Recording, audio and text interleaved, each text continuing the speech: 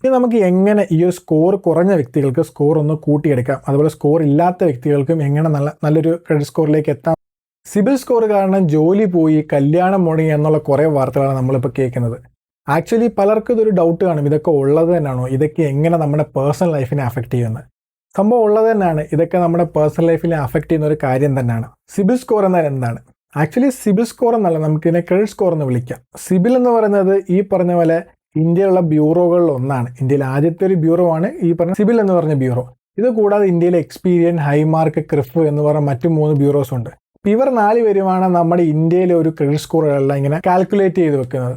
അപ്പോൾ എന്താണ് ഈ സിബിൽ സ്കോർ അല്ലെങ്കിൽ ക്രെഡിറ്റ് സ്കോർ?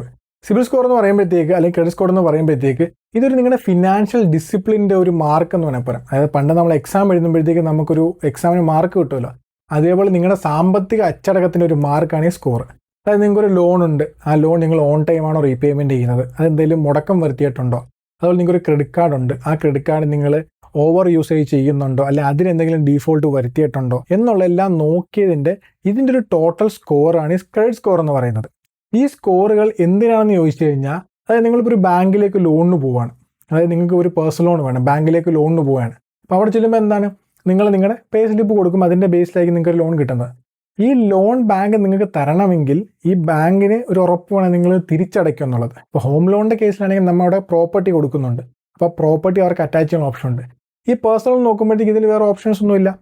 അപ്പോൾ ഈ ക്രെഡിറ്റ് സ്കോർ ഇവർ ചെക്ക് ചെയ്ത് നോക്കുമ്പോഴത്തേക്ക് നിങ്ങളുടെ പാസ്റ്റ് ഹിസ്റ്ററി, നിങ്ങൾ പാസ്റ്റ് ഇതിനു മുമ്പ് ലോൺ എടുത്തിട്ടുണ്ടെങ്കിൽ ആ ലോണിൻ്റെ ഹിസ്റ്ററി ബേസ് ചെയ്തിട്ടായിരിക്കും നിങ്ങൾക്ക് ഈ ലോൺ തരുന്നത്. അല്ല ഇവൻ ഈ പറഞ്ഞ പ്രോപ്പറായിട്ട് പേയ്മെൻറ്റ് ചെയ്യുന്നൊരു ഉറപ്പുണ്ട്.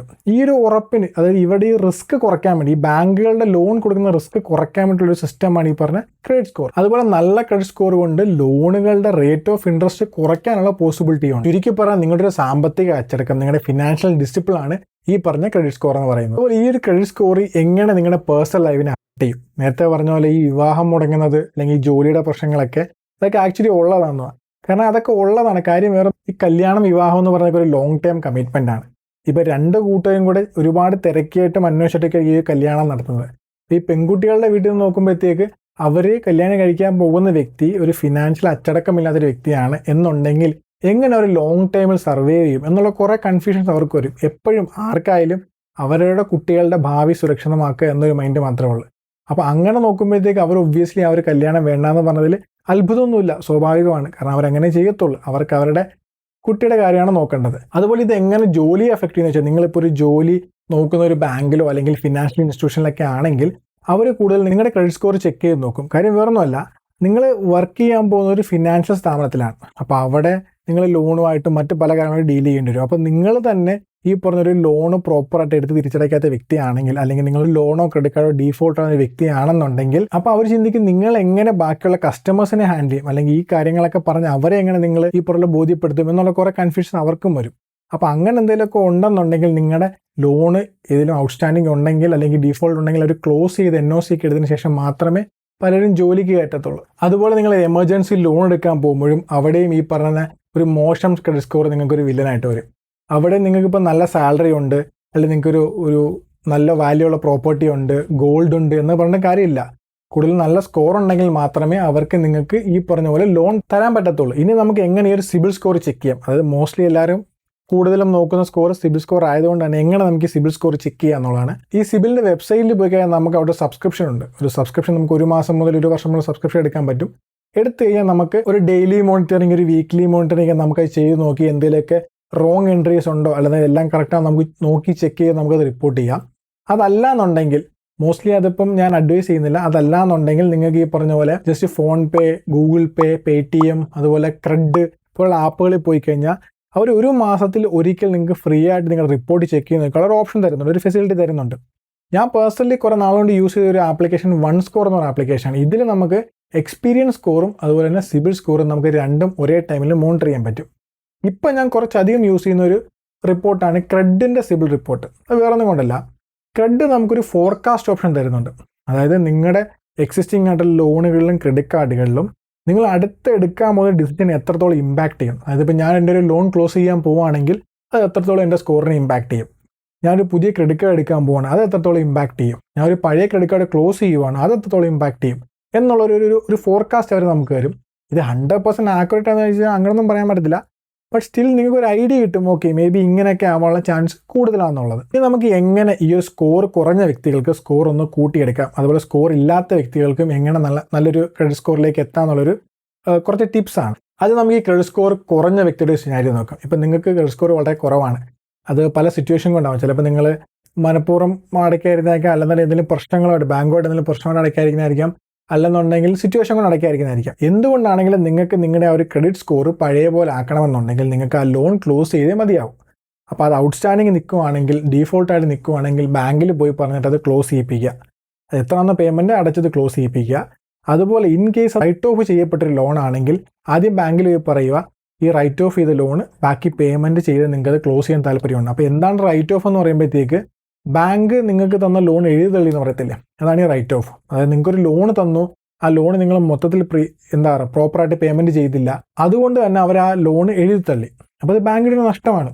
അപ്പോൾ ഈ ഒരു സ്ഥിതിയിലൊരു വ്യക്തി ഒരു പുതിയ ലോൺ ഒരു ബാങ്കിൽ പോകുമ്പോഴത്തേക്ക് അവർ ലോൺ കൊടുക്കുമെന്ന് തോന്നുന്നുണ്ടോ? 100% കൊടുക്കത്തില്ല. കാര്യം എന്താ, അവർക്ക് അവരുടെ ലാഭവും അവരുടെ ബാക്കി കാര്യങ്ങളാണ് അവർക്ക് വലുത്. അപ്പോൾ അങ്ങനെ റൈറ്റ് ഓഫ് ചെയ്ത ലോൺ വല്ലതും ഉണ്ടെങ്കിൽ അത് പോയി ക്ലിയർ ചെയ്യുക. അതുപോലെ ഏതെങ്കിലും ലോണ് ഡീഫോൾട്ടായിട്ട് കിടപ്പുണ്ടെങ്കിൽ അതും ക്ലോസ് ചെയ്യുക. അതുപോലെ ഏതെങ്കിലും ക്രെഡിറ്റ് കാർഡും സെയിം സിറ്റുവേഷൻ, ഏതെങ്കിലും ഔട്ട്സ്റ്റാൻഡിങ്ങോ ഡീഫോൾട്ട് ഉണ്ടെങ്കിൽ അതും പോയി ക്ലോസ് ചെയ്യുക. അപ്പോൾ നിലവിൽ ആദ്യം ചെയ്യേണ്ടത് നിങ്ങളുടെ എക്സിസ്റ്റിംഗ് ആയിട്ടുള്ള എല്ലാ അക്കൗണ്ടും ക്ലോസ് ചെയ്യുക. അതായത് ഡീഫോൾട്ട് ആയിട്ടുള്ള എല്ലാ അക്കൗണ്ടുകളും ക്ലോസ് ചെയ്യുക. അല്ല ഏതെങ്കിലും ലോൺ പ്രോപ്പറായിട്ട് റൺ ചെയ്യുന്ന പോകുന്നുണ്ടെങ്കിൽ അത് കണ്ടിന്യൂ ചെയ്തോട്ടെ. അതല്ല ഡീഫോൾട്ടായിട്ട് കിടക്കുന്ന എല്ലാം നമ്മൾ അടച്ച് ക്ലോസ് ചെയ്യുക. അല്ലെന്നുണ്ടെങ്കിൽ ആ ഒരു പെൻഡിങ് എമൗണ്ട് അടച്ചിട്ട് നോർമലിലേക്ക് മാറ്റുക. ശേഷം ഇനി ചെയ്യേണ്ടത് എന്താണെന്ന് വെച്ചാൽ, നിങ്ങൾ ഒരു ക്രെഡിറ്റ് കാർഡ് കിട്ടുമോ നോക്കുക. അതായത് നോർമലി നിങ്ങളുടെ സ്കോർ കുറവായതുകൊണ്ട് തന്നെ കിട്ടാനുള്ള ചാൻസ് വളരെ കുറവാണ്. അപ്പോൾ പിന്നെ ഒരു ഓപ്ഷൻ എന്ന് വെച്ച് കഴിഞ്ഞാൽ FD അഗെയിൻസ്റ്റ് ക്രെഡിറ്റ് കാർഡ്. അതായത് നമുക്ക് ഒരു FD ബാങ്കിൽ ഇട്ടിട്ട് അതിന് അഗെയിൻസ്റ്റ് ആയിട്ടുള്ള ക്രെഡിറ്റ് കാർഡ് നമുക്ക് ഓപ്ഷൻ ഉണ്ട്. മോസ്റ്റ്ലി ഇപ്പോൾ ഒരു എക്സാമ്പിൾ നിങ്ങളൊരു 1,00,000 രൂപ നിങ്ങൾ FD ഇടുവാണെങ്കിൽ ഒരു 80,000 മുതൽ 90,000 രൂപ നിങ്ങൾക്ക് ഒരു ലോൺ എമൗണ്ട് ആയിട്ട് കിട്ടും. ലോണല്ല, ക്രെഡിറ്റ് കാർഡ് എമൗണ്ട് ആയിട്ട് കിട്ടും. ഈ ഒരു കാർഡ് നിങ്ങൾക്ക് ഒരു 30% എന്ന രീതിയിൽ നിങ്ങൾക്ക് യൂസ് ചെയ്ത് കഴിഞ്ഞാൽ അത്യാവശ്യം നിങ്ങളുടെ സ്കോർ പെട്ടെന്ന് തന്നെ കൂടാനുള്ള ചാൻസ് കൂടുതലാണ്. എന്താണ് ഈ 30% വെച്ചാൽ, ഈ 30% മുകളിൽ വരുന്ന ക്രെഡിറ്റ് കാർഡ് യൂസേജുകൾ നിങ്ങളുടെ സിബിൽ സ്കോർ കുറയ്ക്കാനുള്ള പോസിബിലിറ്റി വളരെ കൂടുതലാണ്. എന്നിട്ട് ആ ഒരു ക്രെഡിറ്റ് കാർഡ് പ്രോപ്പറായിട്ട് യൂസ് ചെയ്യുക, പേയ്മെൻറ്റ് ചെയ്യുക. അപ്പോൾ ആക്ച്വലി നിങ്ങൾക്ക് ഒരു പുതിയൊരു അക്കൗണ്ട് ക്രിയേറ്റ് ആയിട്ടുണ്ട്, ഒരു ക്രെഡിറ്റ് അക്കൗണ്ട് ക്രിയേറ്റ് ആയിട്ടുണ്ട്. അതിൽ പ്രോപ്പറായിട്ട് നിങ്ങൾ യൂസ് ചെയ്യുന്നുണ്ട്, പേയ്മെൻറ്റ് ഓൺ ടൈം പേയ്മെൻറ്റ് ചെയ്യുന്നുമുണ്ട്. അതിനൊരു 3-4 മാസത്തിന് ശേഷം നിങ്ങൾ പോയി ഒരു ഗോൾഡ് ലോൺ വെക്കുക ഏതെങ്കിലും ഒരു നാഷണലൈസ്ഡ് ബാങ്കിൽ. ഉറപ്പുവരുത്തുക അവർ ഈ പറഞ്ഞ പോലെ സിബിലിലേക്കൊക്കെ റിപ്പോർട്ട് ചെയ്യുന്ന ബാങ്കാണെന്ന് ഉറപ്പുവരുത്തുക. ശേഷം അവിടെ പോയിട്ട് ഈ പറഞ്ഞൊരു ലോൺ വെക്കുക, ഒരു 2-3 മാസത്തേക്ക് ഇട്ടുന്ന ഒരു ലോൺ വെക്കുക. ആ ലോൺ വെച്ചതിന് ശേഷം ഓൺ ടൈമിൽ തന്നെ അത് തിരിച്ചെടുക്കുക. എടുക്കുമ്പോഴത്തേക്കൊരു ലോൺ പ്രോപ്പർലി ഓപ്പൺ ആയിട്ടുണ്ട്, ആ ലോൺ പ്രോപ്പർലി ക്ലോസ് ആയിട്ടുമുണ്ട്. സോ അതൊരു നല്ലൊരു അക്കൗണ്ടാണ്. ഇങ്ങനെ മാക്സിമം കുറച്ച് നല്ല അക്കൗണ്ട്സുകൾ നിങ്ങളുടെ അകത്തോട്ട് ഈ റിപ്പോർട്ട്സിലേക്ക് ആഡ് ചെയ്യുക. അപ്പോൾ ഓട്ടോമാറ്റിക്കലി തന്നെ നിങ്ങളുടെ ഈ പറഞ്ഞ പോലെ സ്കോർ ഇമ്പ്രൂവ് ചെയ്യും. ഇതിൽ ഏറ്റവും ഇമ്പോർട്ടൻ്റ് ഈ ക്രെഡിറ്റ് കാർഡാണ്. കാരണം എന്താ, അത് എല്ലാ മാസവും പേയ്മെൻറ്റ് ചെയ്യുന്നുണ്ട്. നിങ്ങൾക്കൊരു ലോൺ ഉടനെ കിട്ടാനുള്ള ചാൻസ് കുറവാണ്. ഒരു ക്രെഡിറ്റ് കാർഡ്, അതായത് ഈ FD ഒക്കെ ഇല്ലാതൊരു ക്രെഡിറ്റ് കാർഡ് കിട്ടാനുള്ള ചാൻസും കുറവാണ്. എന്ന കേസിൽ നിങ്ങൾക്ക് FD അഗെയിൻസ്റ്റ് കാർഡാണ് ഏറ്റവും ബെസ്റ്റ്. അതാകുമ്പോൾ എല്ലാ മാസവും ഓൾറെഡി ആ ഒരു പേയ്മെൻറ്റ് നിങ്ങളുടെ കാർഡിലേക്ക് വരുന്നുണ്ട്. അപ്പോൾ അതുകൊണ്ട് തന്നെ റീപേയ്മെൻറ്റ് ഹിസ്റ്ററി നന്നായിട്ട് കൂടാനുള്ള ചാൻസും കൂടുതലാണ്. അതുപോലെ FD ഇടാൻ വേണ്ടി അധികം എമൗണ്ട് സ്പെൻഡ് ചെയ്യാൻ പറ്റാത്ത ആൾക്കാർക്ക് ഈ പറഞ്ഞ 10,000 രൂപ തൊട്ട് ബാങ്കുകളിലൊക്കെ FD സ്റ്റാർട്ട് ചെയ്യുന്നുണ്ട്. ഈ പറഞ്ഞ FD അഗെയിൻസ്റ്റ് കാർഡിന് പറ്റുന്നത്. ഇനി എങ്ങനെ സ്കോറൊന്നും ഇല്ലാത്തൊരു വ്യക്തിക്ക് സ്കോർ ക്രിയേറ്റ് ചെയ്യാന്ന് വെച്ച് കഴിഞ്ഞാൽ സെയിം പരിപാടി തന്നെ. ഒരു ക്രെഡിറ്റ് കാർഡ് FD അഗെയിൻസ്റ്റ് എടുക്കുക, അല്ലെന്നുണ്ടെങ്കിൽ ഈ പറഞ്ഞ ഒരു ഗോൾഡ് ലോൺ കൊണ്ടുപോയി വെക്കുക, അത് പ്രോപ്പർലി പേയ്മെൻറ്റ് ചെയ്യുക. നിങ്ങൾക്ക് ഓൾറെഡി നല്ലൊരു സ്കോർ തന്നെ ജനറേറ്റ് ആയിരിക്കും. അത് മിനിമം ഒരു 600-700 തന്നെ നിങ്ങൾക്ക് സ്റ്റാർട്ട് ചെയ്യും. കാരണം നിങ്ങൾക്ക് ഇതിനു മുമ്പ് വേറെ ഡീഫോൾട്ട് ഒന്നും ഇല്ല. അതുകൊണ്ട് തന്നെ നല്ലൊരു സ്കോറിനായിരിക്കും നിങ്ങൾക്ക് കിട്ടുന്നത്. അപ്പോൾ ഈ ഒരു ക്രെഡിറ്റ് സ്കോർ കുറഞ്ഞത് കൊണ്ട് വിഷമിക്കുന്ന ഒരുപാട് ആൾക്കാർക്ക് ഈ ഒരു വീഡിയോ ഹെൽപ്ഫുൾ ആയെന്ന് വിശ്വസിക്കുന്നു. അതുപോലെ ഇതുമായിട്ട് ബന്ധപ്പെട്ട് തന്നെ ഡൗട്ട്സോ ഉണ്ടെങ്കിൽ ജസ്റ്റ് ഒന്ന് കമൻറ്റ് ചെയ്യുക, അല്ലെന്നുണ്ടെങ്കിൽ ഇൻസ്റ്റാഗ്രാമിൽ DM ചെയ്ത് ഞാൻ അവിടുന്ന് ക്ലിയർ ചെയ്ത് തരാം. അതുപോലെ ഈ FD അഗെയിൻസ്റ്റ് കാർഡ് അപ്ലൈ ചെയ്യാനുള്ള ലിങ്ക്സ് ഞാൻ ഡിസ്ക്രിപ്ഷനിൽ കൊടുക്കുന്നുണ്ട്. ജസ്റ്റ് ഒന്ന് ചെക്കൗട്ട് ചെയ്ത് നോക്കുക. അപ്പോൾ അത്രയൊക്കെ തന്നെ ഉള്ളൂ. മറ്റൊരു വീഡിയോയിൽ മറ്റൊരു വിഷയം വീണ്ടും കാണുന്നവരെ